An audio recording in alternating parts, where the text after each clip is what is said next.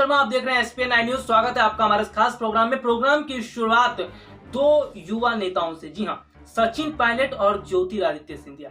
आज मैं आपको बताऊंगा कि किस तरह से सिंधिया सचिन पायलट के समर्थन में नजर आए। इसके साथ ही साथ उन्होंने कांग्रेस पार्टी आलाकमान को इस बात का एहसास भी दिलाया कि अगर वो अपनी गलती को सुधारना चाहती है तो सचिन पायलट को बड़ी जिम्मेदारी दी जानी चाहिए। दरअसल आपको बता दें कि बीते कुछ दिनों पहले ज्योतिरादित्य सिंधिया राजस्थान गए थे और राजस्थान जाने का मकसद ये था कि जो उपचुनाव थे उनमें बीजेपी को जीत दिलवानी। हालांकि अगर हम बात करें तो उपचुनाव फिलहाल संपन्न हो चुके हैं और अब नतीजे आने बाकी हैं। लेकिन अब मैं बात कर लेता हूं जो सिंधिया ने रैली की थी। सिंधिया ने रैली के दौरान कई मुद्दों को उठाया। इसके साथ ही साथ उन्होंने सचिन पायलट का साथ दिया। कांग्रेस पार्टी पर उन्होंने बहुत तरह से आरोप भी लगाए। सबसे पहले बात करते हैं सिंधिया के भाषण की। ज्योतिरादित्य सिंधिया ने अपने भाषण में जमकर कांग्रेस को खरी खोटी सुनाई। इसके साथ ही साथ उन्होंने कांग्रेस को इस बात का एहसास भी दिलाया कि किस तरह से कांग्रेस ने शुरू से ही अपने करीबी लोगों का साथ दिया है और पार्टी के नेता कार्यकर्ता, पार्टी के जो बड़े से बड़े नेता थे जो शुरू से उनके साथ जुड़े थे, उनके साथ धोखा करने का काम किया। दरअसल अगर देखा जाए तो खुद सिंधिया अपनी बात भी कर रहे थे। ज्योतिरादित्य सिंधिया कुछ एक दो साल से नहीं बल्कि कई वर्षों से, कई सालों से कांग्रेस पार्टी के साथ जुड़े हुए थे और सिंधिया को यह पूरी उम्मीद थी कांग्रेस पार्टी के अंदर उन्हें बड़ी जिम्मेदारी मिलेगी, कांग्रेस पार्टी में उन्हें अच्छा काम दिया जाएगा। खास तौर पर मध्य प्रदेश में जो आस लगाकर सिंधिया बैठे थे उस पर पानी फेरने का काम पार्टी आलाकमान ने किया। और पार्टी आलाकमान की अगर हम बात करते हैं तो पार्टी आलाकमान का धोखा मिलने के बाद ज्योतिरादित्य सिंधिया ने अपने दलबल के साथ बीजेपी में जाने का ही फैसला किया, क्योंकि सिंधिया ये बात जान चुके थे कि अब कांग्रेस जो है वो उनको लेकर कदम नहीं उठाएगी और ना ही कोई उन्हें बड़ी जिम्मेदारी दी जाएगी। तो ज्योतिरादित्य सिंधिया का ये मानना था कि कांग्रेस ने शुरू से ही जो युवा लोग हैं, जो जिन्होंने पार्टी के कार्यकर्ता, जो नेता लोग हैं जिन्होंने कांग्रेस के लिए काम किया है, खास तौर पर वोट लाने का काम किया है, उन लोगों को दरकिनार रखा। और यही वजह है कि सिंधिया आए दिन अपना जो गुस्सा है वो कांग्रेस पर निकालते रहते हैं, यानी कि अब वो कांग्रेस से कोई रिश्ता भी नहीं रखना चाहते हैं। तो ये सिंधिया की स्थिति। और सिंधिया ने साफ तौर पर सचिन पायलट का नाम भी लिया। हालांकि सचिन पायलट का नाम तो नहीं लिया, लेकिन हाँ, इशारों में ये जरूर बोल दिया कि अगर कांग्रेस इसी तरह से अपने युवा नेताओं को दरकिनार करती रहेगी, और राजस्थान का खास तौर पर उदाहरण उन्होंने दिया। राजस्थान में जो युवा नेता हैं, अगर उन्हें बड़ी जिम्मेदारी नहीं दी जाएगी, अगर वो इसी तरह से अपने करीबी नेताओं का साथ देती रहेगी, तो बहुत कम ऐसे नेता अब कांग्रेस पार्टी में बच जाएंगे जो कांग्रेस के लिए वोट लाने का काम करेंगे। आज देखा जाए तो बहुत कम ही ऐसे नेता बचे हैं जो कांग्रेस पार्टी के दिग्गज नेता हों, लेकिन पूरी तरह से कांग्रेस पार्टी आज उथल पुथल मची हुई है। बड़े से बड़े नेता आज कांग्रेस पार्टी से नजर जो है वो अलग नजर आ रहे हैं। गुलाम नबी आजाद की भी बात कर लेते। देखिए, गुलाम नबी आजाद ने जब से भाषण दिया था तब से कांग्रेस पार्टी आजाद से नाराज नजर आई। उसके अलावा कपिल सिब्बल हैं और बहुत सारे ऐसे कांग्रेस पार्टी के नेता हैं, जिनमें अगर हम बात कर लेते हैं राज बब्बर, तो G23 नेताओं की यहाँ पर फिलहाल बात कर लेते हैं। कांग्रेस के वो G23 नेता जिन्होंने पार्टी में बदलाव की मांग की थी और पार्टी ने उन्हें ही बदल डाला, यानी कि पार्टी ने उन्हें ही किनारे लगा दिया। तो इस तरह से एक तो पहले से ही कांग्रेस पार्टी जो है वो पूरी तरह से अलग पड़ी हुई है और कांग्रेस पार्टी के जो करीबी नेता थे उनको भी दरकिनार कर दिया। और अगर इसी तरह से पार्टी के अंदर चलता रहा तो पार्टी जो है वो पूरी तरह से बिखरती नजर आएगी।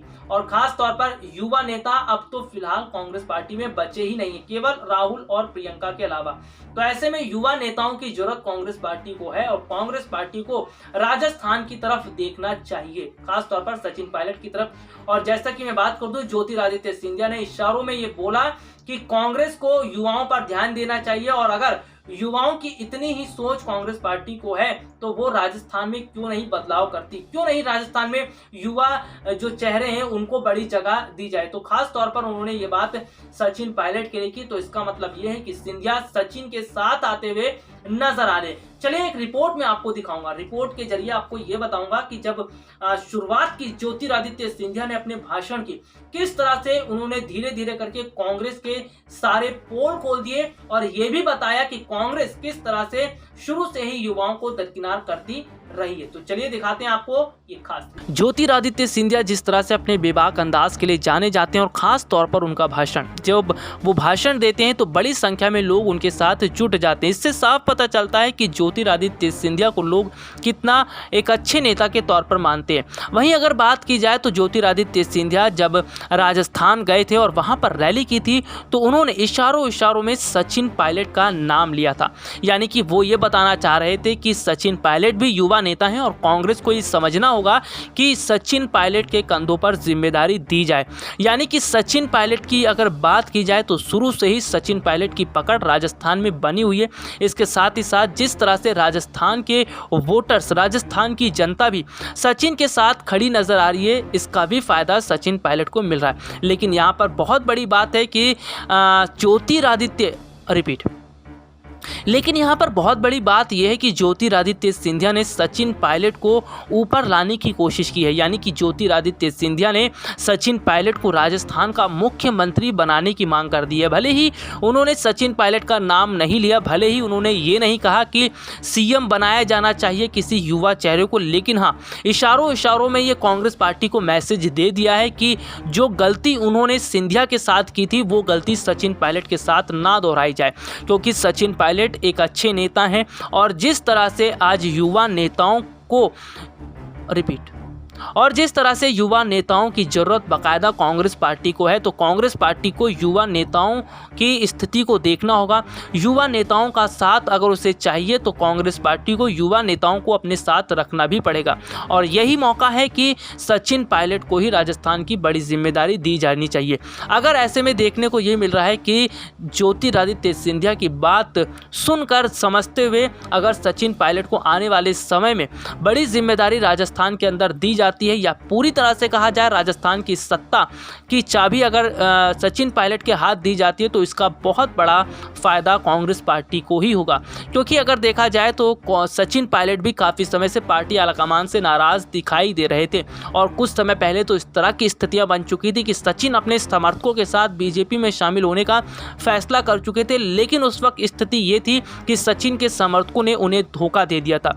लेकिन इस बार स्थिति बहुत अलग है। अब राजस्थान में सचिन पायलट के साथ ना सिर्फ उनके समर्थक हैं बल्कि राजस्थान की जनता भी है। तो शायद राजस्थान की जनता का जुड़ाव जो सचिन पायलट से हो चुका है, ऐसे में सचिन पायलट बीजेपी में तो फिलहाल नहीं जाएंगे। लेकिन हाँ, वो देखने को ये मिलने वाला है कि कांग्रेस पार्टी अगर सचिन को बड़ा मौका नहीं देती है तो शायद सचिन अपने समर्थकों के साथ जा सकते हैं। अगर सचिन पायलट को राजस्थान की सत्ता की चाबी दी जाती है तो सचिन पायलट बीजेपी के साथ नहीं जाएंगे। आगने वाली स्थिति में देखते हैं कि क्या आने वाली स्थितियां बनती है और पार्टी आलाकमान पर नजर भी बनी रहेगी। तो देखा आपने हमारी एक खास रिपोर्ट जिसमें हमने आपको ये बताया कि किस तरह से अब ज्योतिरादित्य सिंधिया ने सचिन पायलट का साथ दिया। देखिए, ज्योतिरादित्य सिंधिया ने सचिन का साथ इसलिए भी दिया क्योंकि कुछ समय पहले जब राहुल गांधी का ट्वीट आया था, राहुल गांधी ने कहा था कि सिंधिया कांग्रेस में रहते तो उन्हें आने वाले समय में मध्य प्रदेश का मुख्यमंत्री बनाया जाता। लेकिन जब सिंधिया ने ट्वीट किया तो राहुल गांधी चुप हो गए। सिंधिया ने साफ तौर पर कहा कि अब वो कांग्रेस से कोई रिश्ता नहीं रखना चाहते और अब कांग्रेस के भविष्य के बारे में राहुल गांधी को सोचना चाहिए, क्योंकि कांग्रेस का भविष्य आज अंधकार में पड़ा हुआ है। और कांग्रेस जिस तरह से बिखरती नजर आ रही है, अगर वो इसी तरह से बिखरती रही तो आने वाले समय में वो केवल इतिहास बनकर रह जाएगी।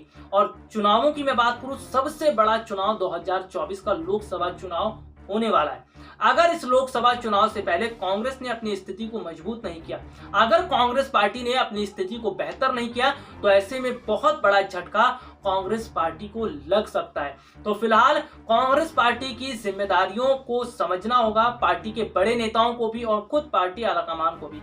हालांकि अगर बात की जाए तो सोनिया गांधी ने तो फिलहाल पार्टी की जो जिम्मेदारी है वो राहुल और प्रियंका को दे रखी है। लेकिन इसके अलावा अगर बात की जाए तो केवल राहुल और प्रियंका के साथ भर से काम नहीं चलेगा। पार्टी के और लोगों, पार्टी के जो वरिष्ठ नेता हैं उन्हें भी साथ जुटना पड़ेगा। अगर पार्टी के बड़े जो नेता हैं वो अगर पार्टी के साथ आएंगे तो ही पार्टी को बड़ा फायदा मिलेगा। हालांकि अगर हम बात करें तो जिस तरह से अभी कांग्रेस का अध्यक्ष पद खाली पड़ा हुआ है, उसको लेकर मांग उठती रही है कि कांग्रेस का अध्यक्ष पद जल्दी नियुक्त किया जाना चाहिए। और यहां तक कि अध्यक्ष पद को लेकर भी कांग्रेस पार्टी में अंतरकलह देखने को भी मिली है। जी हाँ, जब एक बार मीटिंग बुलाई गई थी जिसमें देखने को मिला था कि अध्यक्ष पद को लेकर चर्चा हो रही थी, तो किस तरह से अशोक गहलोत और आनंद शर्मा आपस में भिड़ गए थे।